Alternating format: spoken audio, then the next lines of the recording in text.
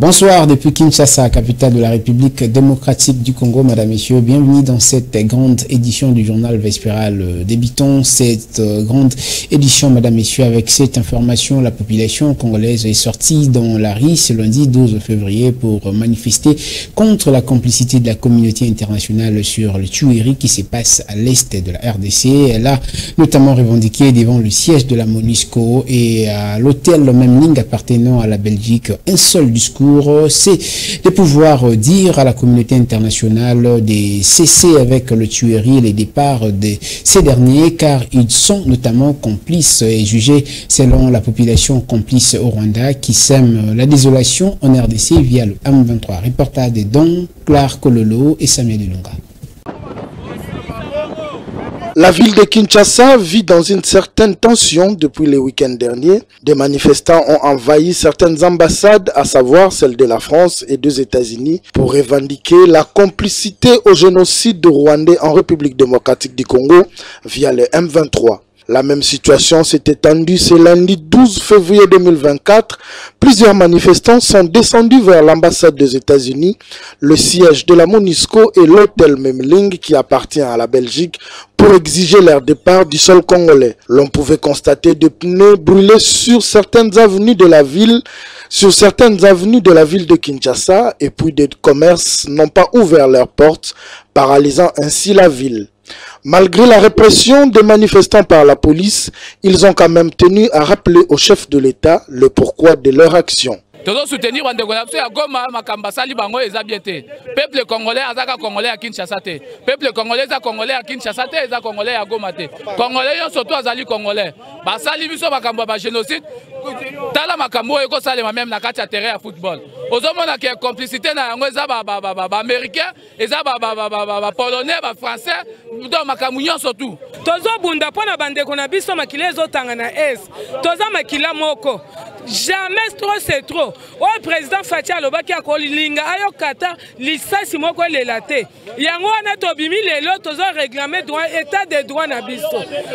Pona nini bandeko na biso bakoko kufa boye. Il s'y est de signaler que tout est parti de la rencontre de la République démocratique du Congo, Côte d'Ivoire, de la demi-finale de la CAN, où Canal+ n'a pas voulu diffuser les supporters congolais qui brandissaient des calicots parlant de tueries à l'est de la République démocratique du Congo, sous un regard complice de la communauté internationale. Le centre-ville était notamment à moitié paralysé. Ce lundi, de nombreux manifestants ont protesté contre le silence de la communauté internationale face à l'agression rwandaise dans l'est de la RDC pour Cicéron Owamba, qui soutient notamment cette démarche. Président du collectif des jeunes protecteurs de l'idéologie de Lumumba, le gouvernement congolais doit essentiellement prendre des mesures qui s'imposent pour la question sécuritaire. On l'écoute au micro de Deborah Petit. Cette question ne date pas d'aujourd'hui. Patrice Emery Lumumba à son temps avait déclaré que la Belgique désire balkaniser ce pays. Et l'éclatement du Congo c'est demain. Le peuple congolais a raison de manifester aujourd'hui. Ce ras-le-bol, cette irritation, cette colère que nous sommes en train de voir, c'est pour mettre fin à cette tragédie qui sévit à l'est du pays. Vous savez, il y a un auteur, Paul Valéry, qui a dit que la guerre est un massacre des gens qui ne se connaissent pas au profit des gens qui se connaissent et ne se massacrent pas. Voilà pourquoi nous, peuple congolais, nous sommes en train de retenir ce qu'avait dit Lumumba à la jeunesse. Il a dit que jeunesse congolaise, c'est à toi de porter les drapeaux congolais, qu'on ne vous arrache jamais le Congo. Ce complot des Occidentaux, la Belgique, l'Amérique et tous ses alliés, la communauté internationale doit savoir que ce peuple n'est pas n'importe lequel. Nous devons mettre fin. Parce que, vous savez bien,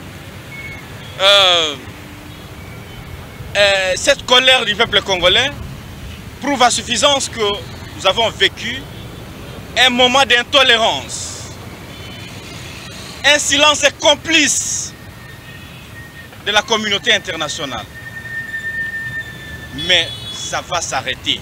Nous demandons au gouvernement congolais de prendre au sérieux cette question qui sévit à l'est du pays. Nous avons connu des millions de morts. Les manifestations qui ont eu lieu ce lundi à Kinshasa et dans toute la ville, province et les week-ends derniers aussi a exigé le départ plutôt de la MONUSCO et de certaines ambassades de l'Union européenne pour complicité avec le M23 n'a pas laissé indifférent maître Eric Bila qui est cadre du CNRC qui pense selon lui et reste convaincu que la protestation est la meilleure façon de revendiquer pour mettre fin à l'agression contre la RDC qui se passe à l'est du pays. Il a été joint au micro par Alain Gomba. Suivez. En tant que Congolais, je suis en train de soutenir la démarche de mes compatriotes parce que cela exprime l'expression d'une certaine déception qu'on a du monde occidental et puis de tout ce qu'il y a comme force occidentale. Donc j'encourage la démarche, mais que cela soit pacifique. On doit mettre mal à l'aise de ces hypocrites qui dérangent notre nation, mais de façon pacifique. En tant qu'acteur politique, je pense que c'est interpellateur à l'endroit de tous ceux qui sont concernés de loin comme de près. Et notamment le gouvernement doit, par ses motifs d'engouement populaire devant les ambassades, devant les corps diplomatiques, ils doivent comprendre que les peuples en a marre.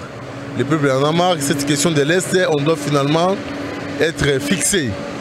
Donc moi je pense que c'est un message lancé à l'endroit du gouvernement, à l'endroit du chef de l'État, Félix Antoine Tshisekedi Tshilombo, que le peuple veut finalement comprendre les vrais jeux qui se jouent à l'Est du pays. La position de la République démocratique du Congo reste celle du chef Félix Antoine Tshisekedi Tshilombo qui avait promis qu'à la moindre escarmouche, le Rwanda sera en guerre contre la RDC de façon parlementaire, en notre sens. Donc moi je pense que du moment où le chef n'a pas retiré cette parole-là, les Congolais peuvent continuer à espérer au patriotisme du chef de l'État. Nous sommes dans un État respectant, croyant en Dieu. Tout ce que vous voyez aujourd'hui, les Occidentaux, les Rwandais, la Pologne et consorts, ils constituent pour nous les Goliaths. Et les David pour l'issue de la solution de cette situation, c'est Félix Antoine Tshisekedi qui incarne la vision de tous les Congolais. Donc rassurez-vous que le chef de l'État est derrière son peuple et la moindre escarmouche n'a pas perdu sa ténère, mais il attend que tout soit réuni pour qu'enfin on finisse la guerre par la guerre.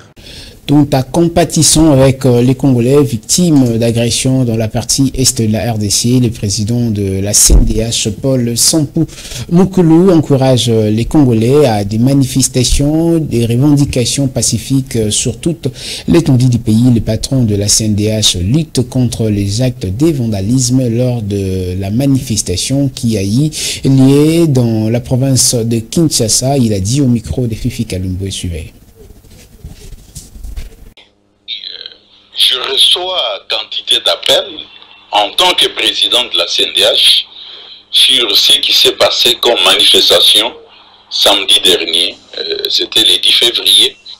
Ce lundi 12 février, il y a encore des manifestations. On ne sait pas ce que demain ça va venir. Alors, en attendant, bien sûr, ce que nous avons déployé comme moniteur pour observer et suivre toutes ces manifestations et surtout ouvrir une enquête là-dessus. Je dois vous dire que la CNDH constate qu'il y a une prise de conscience au niveau de la population congolaise par rapport à la situation qui prévaut dans le Nord Kivu, notamment dans le Rutshuru, Masisi et Nyiragongo. Une prise de conscience qu'il y a des attaques, il il y a ce qu'on pourrait appeler les agressions, il y a avec tous les lots, les conséquences que cela entraîne, sur l'insécurité de nos compatriotes qui vivent dans ces territoires, du fait qu'il y a le Rwanda qui est derrière toute le mission, trop de sang à couler, etc. Nous déplorons, et dans tous les rapports nationaux et internationaux, dans tous ces rapports, on démontre noir sur blanc qu'il y a agression de la RDC par des groupes rebelles, notamment le M23, qui est soutenu par l'armée rwandaise. Ça, c'est évident. Et la conséquence, on connaît des millions de compatriotes qui ont perdu la vue. Et cela date pratiquement d'il y a plus d'une vingtaine d'années. Nous, à notre niveau, comme je vous ai dit, nous condamnons donc toutes ces invasions, et aussi tout ce que nous pouvons faire pour l'instant, c'est appeler cette population qui manifeste devant certaines ambassades, les appeler au calme, et aussi les pousser, les soutenir pour des manifestations, si elle veut maintenir ces manifestations, qu'elles soient pacifiques, qu'on n'ait pas d'attaque, qu'on n'ait pas de casse. Et nous demandons également aux autorités de contribuer, d'aider à l'encadrement efficace de toutes ces populations qui manifestent. Notamment, nous appelons à ce que la police joue son rôle, le rôle d'encadrement de toutes ces manifestations, parce que si vous voulez, les fauteurs en eau trouble peuvent en profiter. Ce n'est pas une bonne chose. Voilà ce que je peux dire à l'instant. Et donc, on respecte le droit, si vous voulez, les libertés fondamentales en général, la liberté de manifestation qui est vraiment une liberté qui revient à chaque fils et fille de ce pays. Nos compatriotes, nos enfants qui vivent avec leurs parents, probablement à l'étranger, ont manifesté ce week-end. Des manifestations monstres, on a vu ça. À eux, bravo, félicitations, c'est une prise de conscience. Et encore une fois, qu'ils le fassent parce que c'est leur droit, mais dans la paix et le respect de certaines conventions. Et donc, voilà ce que je peux leur adresser comme message. Personne n'est resté derrière aux histoires ou encore au sujet des massacres dans la partie est de la République démocratique du Congo. Les étudiants, eux aussi, veulent apporter leur soutien aux Congolais dans cette partie du pays victime de massacres. Monville Lombo, coordonnateur du MECEC, appelle les étudiants congolais à une revendication pacifique. On va l'écouter au micro de Lionel Ngolo. Je pense que ça sera inhumain de ne pas vouloir contribuer à cette décision, parce que vous savez, ce qui nous réunit, malgré la multiplicité de structures des étudiants, mais ce qui nous réunit, c'est la cause commune, qui est le massacre de l'Est. Et je pense que c'est un dossier vraiment où il faut mettre vraiment du sérieux. Quelle que soit la communauté estudiantine, quelle que soit la communauté tout entière, il faut vraiment que toutes les structures, moi d'ailleurs, je mérite que toutes les structures de femmes, les structures de jeunes, les ONG, quelles que soient les structures qui sont en caractère des œuvres caritatives, qu'ils se mettent en tout cas ensemble pour faire voir que non, notre pays n'est pas un pays à céder à l'étranger. Et je lance un message de paix à tous les étudiants de la République démocratique du Congo, où que vous soyez, soyez tranquilles. Faites une revendication pacifique, comme nous garantit la Constitution. Pas de casse, pas de blessures, pas de morts. En tout cas, exprimez-vous. Montrez à tout le monde entier que non, nous sommes un pays qui ne veut pas céder les générations futures aux mains des autres personnes. 8 jours, c'est les mémorandums donnés par le président du bureau d'âge de l'Assemblée nationale, Christophe Mbosso, député nationaux, ayant une cumul des fonctions, de faire le choix entre la fonction à occuper, mais notamment avec la législature ou encore avec la mission des parlementaires. C'était lors de la plénière de ce lundi 12 février, ayant pour ordre du jour la validation du pouvoir de cette législature 2024 et 2028. Plus de détails dans cet élément suivi. L'Assemblée nationale a procédé ce lundi 12 février à la validation du pouvoir des élus de la législature 2024-2028, à l'issue de laquelle le président du bureau d'âge, Christophe Mbosso, a demandé aux élus devenus députés, après validation de leur mandat de député, d'opérer le choix en ayant 8 jours. Ainsi, les ministres en fonction dont leur mandat de député est validé disposent dès lors de 8 jours pour démissionner de leur poste. À partir d'aujourd'hui, les membres du gouvernement ont 8 jours, d'accord, pour choisir soit l'Assemblée nationale, soit le gouvernement. Nous sommes d'accord. Alors quand nous appelons, ils doivent faire attention. Donc ils peuvent se retirer, ils ont les 8 jours. Et moi, nous avons la liste de tous les membres du gouvernement. Conformément à la loi, ils ont 8 jours. Il faut quitter. Hein. Vous avez 8 jours. Dans les 8 jours, vous décidez. Une plénière dont il était question de débattre chacun des rapports de 26 commissions mises en place dans la récente plénière et devant vérifier les dossiers physiques de chaque élu. Ce qui a fait office même de la validation de pouvoir des élus députés qui à présent sont devenus à titre provisoire de députés provisoires dont la liste définitive est attendue à la Cour constitutionnelle bien après les traitements des contentieux électoraux. Et autre chose, à présent, sans embâche ni faux fuyant, les personnes vivant avec handicap de la RDC ont sollicité la reconduction du ministre délégué aux personnes vivant avec handicap à ces postes. Pour eux, ils pensent que Irène Essambo a convaincu dans sa gestion avec différentes innovations et réalisations. Les personnes vivant avec handicap l'ont dit lors de la cérémonie de présentation du nouveau secrétaire général de ces ministères qui était organisée le week-end dernier au siège de la Fondation Maloa. Suivez le participants à cette rencontre dans cet élément de Fifi Kalumbwe et Samuel Lunga, et les dossiers c'est à suivre juste après le journal. Suivez. La journée d'aujourd'hui, c'est une journée de grande joie pour toute la communauté des personnes avec handicap par rapport à ce que le ministre vient de présenter comme bilan durant les 5 ans qu'il était à la tête de ces ministères. Et c'est un ministère qui n'a jamais existé dans notre pays, mais elle est la première personne à jeter les jalons pour que ces ministères puissent avoir la forme qu'il faudra, parce qu'il y a eu beaucoup de tentacules, de gens qui ont voulu distraire un peu la communauté des personnes avec handicap. Mais Madame la ministre a prouvé de quoi est-ce qu'il est capable pour réunir tout autour de lui de grandes personnes, des personnes avec handicap et qui sont sages et qui maîtrisent bien la donne handicap.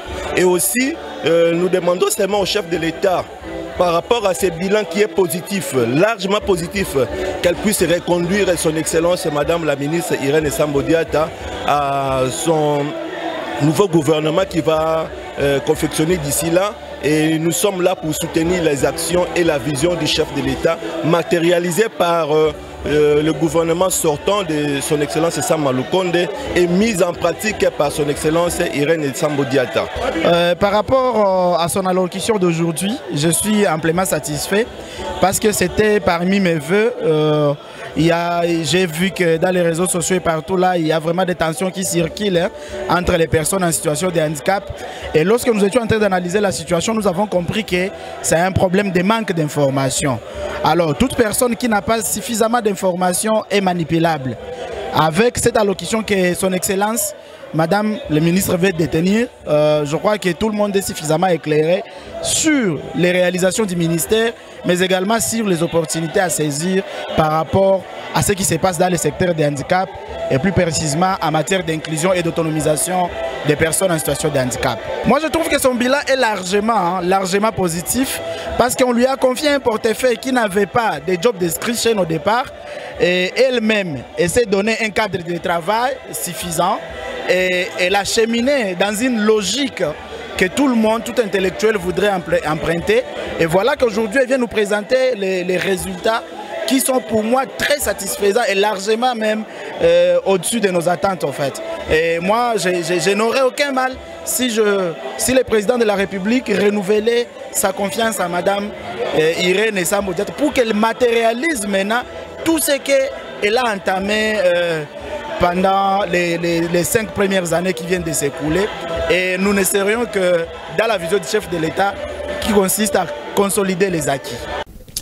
Il faut assister les nécessités. L'équipe de la Fondation Maloua a dépêché une visite de solidarité et plutôt a effectué une visite de solidarité aux sinistrés de 3e âge dont l'état de santé est dégradant. La Fondation Maloua a dépêché un médecin pour assurer la prise en charge médicale de ces malades et abandonnés dans les habitations des fortines le long du fleuve Congo. Reportage. C'était une surprise agréable pour les sinistrés du fleuve Congo habitant le quartier fleuve dans la commune de la Gombe. L'arrivée de la Fondation Maloua, touchée par l'état de santé de cette dame, a apporté un sourire dans cette famille. L'équipe de la Fondation, dont un médecin chargé pour la prise en charge de cette personne de 3e âge. Sur place, le médecin a d'abord procédé à la consultation avant la prescription des médicaments. Ezala otozali kosala. Soki a umeli kufanda ka esika moko. Omona ke nyonso tokosala boye. Akoyoka malamu me pepe ya mabe ezwa kuuta na bisika biloko nyonso epoli otomona. Omona ke te kozala ka ko se dégrader. Yango tozali kobelela pour que batu nyonso baza na bonne volonté nde bisika ya kolona. Batu ya 3e âge boye baza bato bazala kana posa ya lisungi, posa ya attention ya batu nyonso. Ezala bakonzi, ezala batu nyonso ya ba ONG baza na bonne foi. Cette dame sinistrée n'avait pas d'autre mot que de remercier la Fondation Maloua pour cette aide apportée en sa faveur. Merci makasi na ndenge papa Bili asali la sepeli mingi nzamba pambola na o asali pona ngai. Merci mi na kumbula Yesu na pese merci. Ngani mundimi na nzambe na pese merci na kumbula Yesu. So Maloua ekeleka liboso makasi na kumbula Yesu penza keda liboso. Papa pe a continuer kosambosa na le makasi na kumbula Yesu pe pese merci mingi. Après cette famille, l'équipe de la Fondation Maloua s'est rendue dans une autre famille où une autre personne de 3e âge accuse une insuffisance sanitaire. Après cette étape, l'équipe de la Fondation Maloua a rencontré d'autres sinistrés vivant au quartier Fleuve dans la commune de la Gombe, un quartier très connu sous le nom de Île Kauka. Les lancements de travaux des digues dans la commune de Limete, notamment dans les quartiers Ndanou, et l'élu de Limete, Jean Tembele, Jean-Jacques Boukou, qui était accompagné du gouverneur de la ville, Jean-Tini Ngobila, a insisté sur la volonté de faire transmettre les difficultés de la population de Limete. Reportage de Samuel Ilunga suivait.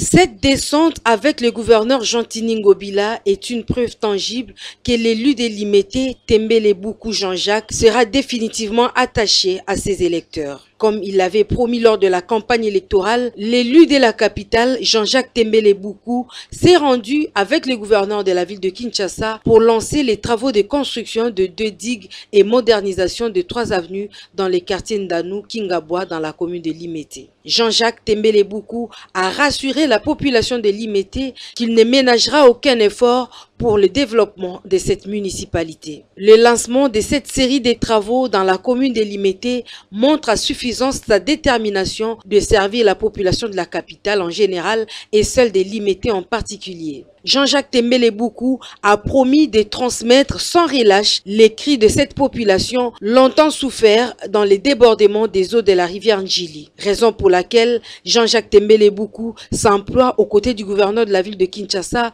pour que les travaux lancés puissent toucher à leur fin afin de soulager tant soit peu la population de la commune de Limete et celle de Massina. Il a promis de financer l'accompagnement des dépistages pour la désintoxication des toxicomanes. Il a fait, allais-je dire, Junior Kalonji Senga a financé sur fonds propres cette campagne dont le coût d'envoi a été lancé le week-end dernier au quartier Banza Bon Marché dans la commune de Barumbu. Christian Kabouya nous en dit plus. Financée par l'entrepreneur congolais Junior Kalonji Senga, cette campagne de dépistage dont le coup d'envoi vient d'être donné en faveur des toxicomanes est un motif de satisfaction pour tous les utilisateurs de la drogue injectable. Ces derniers estiment que Junior Kalonji Senga est un digne fils de la RDC qui a pensé pour la première fois à cette catégorie de personnes. La poussée, nous avons accéléré parce que c'est la première fois la RDC passe à la échantillon et Sabiso Méthadone comme un centre de désintoxication pour la nation. Pour la Lélo, on a rappelé à Zali Lokola, ambassadeur et à Makambo, tout ce ça, la programme, la biso, la population de Bambo. Ce médecin du programme national de lutte contre la toxicomanie apprécie pour sa part ce geste posé par Junior Kalonji Senga en vue de parfaire la désintoxication des toxicomanes. Je merci. On a touché quelqu'un de rare, qui est l'honorable Kalonji Junior. Quelqu'un vraiment que j'ai senti dans lui, il y a une volonté, bien que peu de moyens, mais il a la volonté de venir en aide de s'approcher de la population. Il a donné son moyen. C'est ce moyen qui nous a permis de descendre ici du terrain pour que nous puissions faire le dépistage. Cette campagne de dépistage s'étendra également dans d'autres communes de la capitale ainsi que dans l'arrière-pays pour soulager tant soit peu les toxicomanes contre la désintoxication. On va boucler ce journal avec cette page sportive. C'est fait, la CAN Côte d'Ivoire remporte la Coupe Afrique des Nations pour la 3e fois de son histoire, abattant le Nigeria en finale sur le score de 2-1. Emerse Faye, la révélation ivoirienne, est consacrée meilleur entraîneur de la compétition. On va écouter son soulagement justement qui s'est exprimé après les matchs qui a eu lieu. Plus d'éclairage dans cet élément proposé par Lionel Ngolo. La compétition en général, elle était extraordinaire. Hein. C'était une compétition où il y a eu beaucoup de suspense, beaucoup de retournements de situation, beaucoup de buts, beaucoup de spectacles. Je pense que la Côte d'Ivoire peut être fière de sa CAN parce qu'elle a été belle, elle a été riche. Elle nous a réservé beaucoup de surprises, beaucoup de rebondissements. Donc vraiment, je suis content pour le pays d'avoir su organiser une CAN comme ça. J'ai du mal à réaliser encore qu'on l'a fait. Quand je repense à tout ce qu'on a vécu, tout ce qu'on a traversé pendant la compétition, les moments difficiles, les moments où on a été mené, les moments où on est revenu à la dernière minute, c'est extraordinaire. C'est une chance énorme. On est des miraculés. On a été chercher la coupe parce qu'on n'a rien lâché, parce qu'on s'est battu jusqu'au bout et on a montré qu'on était des hommes et qu'on savait rebondir malgré les coups durs. Ce journal est complètement terminé. Merci de l'avoir suivi. Bonne suite des programmes sur la Fondation Maloua Télévision. Sachez que nul n'a le droit d'être seul sur la terre. Et la grande compagnie et concours rédactionnel assuré par Alain Goma et Deborah Petit à la régie finale Gaylor Mouya et Don Benjamin. Nous vous disons au revoir. Restez bien chez vous. Derrière la caméra, Rabi Fouka. Bonne soirée et bonne semaine à vous.